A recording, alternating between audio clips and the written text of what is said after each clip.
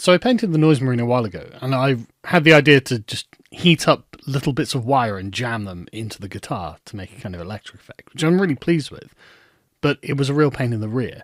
So of course I went on Amazon, got a drill, and got some very small drill bits, and decided that what I would do is, in future, if I was going to do something like this, well, I'd drill into the model first. And so I thought I'd try it on some Terminators that I was painting up, and try and drill into their power fists and see if it looked pretty good or not.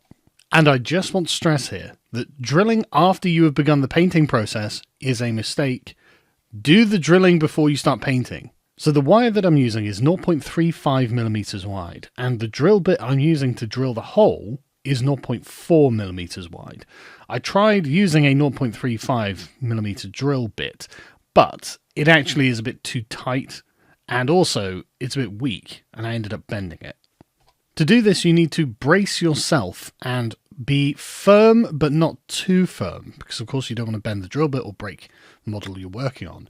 And then just with a firm hand, apply a good amount of pressure, but not an excessive amount of pressure, and just start drilling. And at first, it seems like nothing much is happening. And if you are not steady in this process, the drill bit will slip from where you're trying to drill and scratch all across the model. The process itself of drilling the holes actually isn't very time consuming, but what it is focus consuming. You've really got to pay attention to what you're doing in order not to mess it up. But drilling the 4 holes on this particular Terminator, for example, only took about 10 minutes in total, which I've sped up so you can see it. And the holes themselves are quite neat and tidy when they're done. The main difficulty with it is actually the technique that you use. I don't really know how to describe this, and it's hard to show, I suppose. But basically, you've got to grip the model in a particular way so that the model itself isn't going to snap or something like that.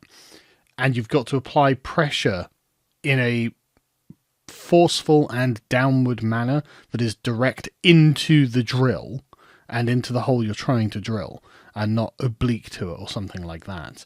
And you just have to be quite patient as you're drilling into it. You just have to trust the process and assume that the thing is doing what you want it to do. But eventually you will find yourself with a significantly deep hole that you can use in which to plug some wire.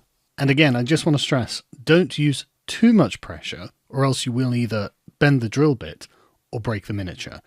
And I'm afraid that what counts as too much pressure is simply something you're going to have to discover on your own. Oh yeah, and one more thing.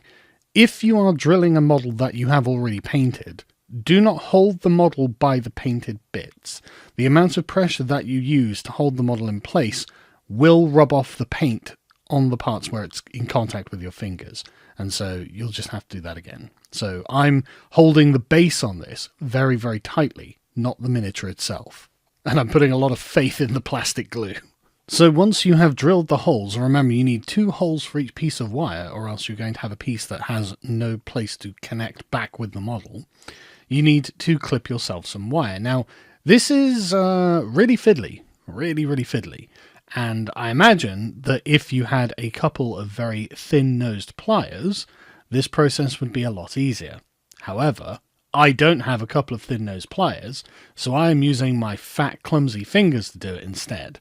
And man, this was the most frustrating part of it. Now, making the wires bend to represent electricity is actually a really easy thing to do. As you can see here, it's just wiggle it, basically. Not too much so it breaks, but just bend it into various contortions.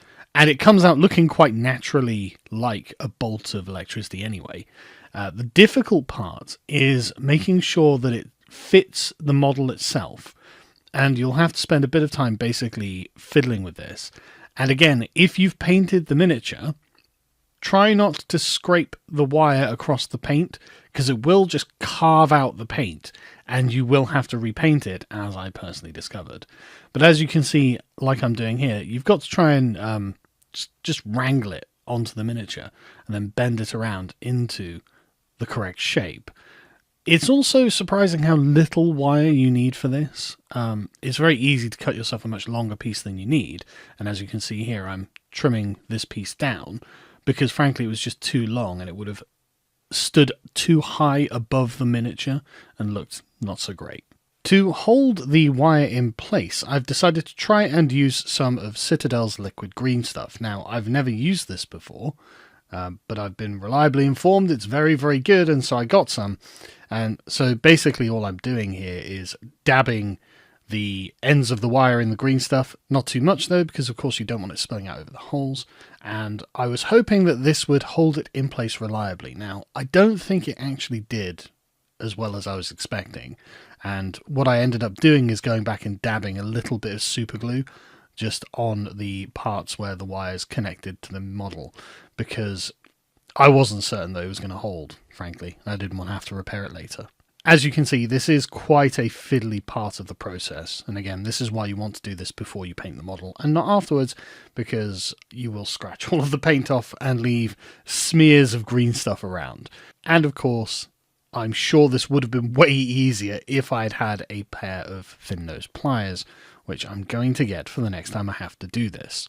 But eventually, after all of these scratches on the paint are accrued, and after the bits of wire have been dropped many, many times to my great frustration, I finally got it done, and I moved on to doing the next one, which was a Terminator with an assault cannon and a power fist. Again, nothing different about this process. I just decided to put 3 on this guy's power fist rather than 2, just to keep it mixed up and looking nice and different and interesting. The entire process probably took about half an hour per model, and as you can see here, I'm discovering that the green stuff isn't quite holding it as firmly as I'd like it, so this is where I added a bit of super glue. I was using a very small old brush that I was happy to have the bristles glued together on to apply it, because of course applying the super glue in any other way would have created a massive amount of mess on the model, and the super glue dries, you can paint over it, but it creates weird lumps, and you don't want that. Painting the wire is surprisingly straightforward, and it takes paint really well. Just begin by undercoating it white, and make sure that you paint both sides, and you'll find that it dries really well and becomes a really firm base coat upon which you can continue working on the colour of the lightning arcs. This part was actually the easiest and most relaxing part of the whole process. From this point, just start layering on different shades of blue. I began with quite a light blue at the points at which there was contact on the model, and also any sharp bends in the lightning to make it look like the energy was in motion rather than just one static thing. And then layer yourself down to a darker but not too dark blue, basically something like ultramarine blue at the darkest, and then just run along it with a series of glazes in various shades of blue until you're happy with the kind of distribution of the light and dark on it.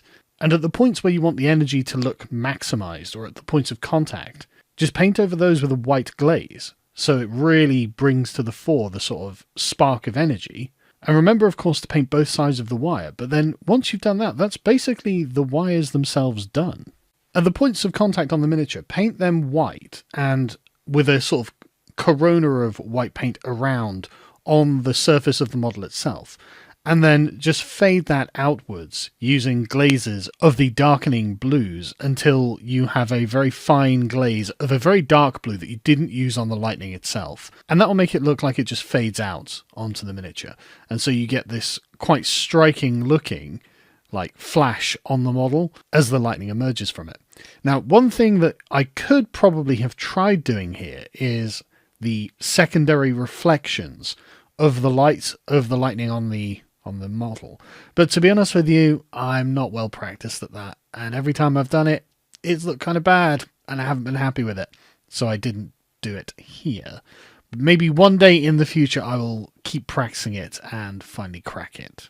So anyway, this is how the 2 models turned out. The general paint scheme of them was basically the same kind of Dark Angels-ish colour scheme that I'd used on the Chaplain, but I was kind of speed painting them because I've got 5 of these to do, and I was doing 3 all at once. So it's not as smooth as I would normally have done it, but I was painting for the table and I had 5 of them. Give me a break. But I thought that the lightning effect came out really nicely, actually. I'm quite pleased with how it ended up looking. I think it really brings a kind of pizzazz to the model, and I imagine these guys are going to look great when they're on the table. It was a little bit of effort, but I can't have spent more than about 35 quid getting all of the necessary materials together to make this come to life. And now I can do it lots and lots of times because I have what I need to make it work. So, yeah, overall, really happy with this.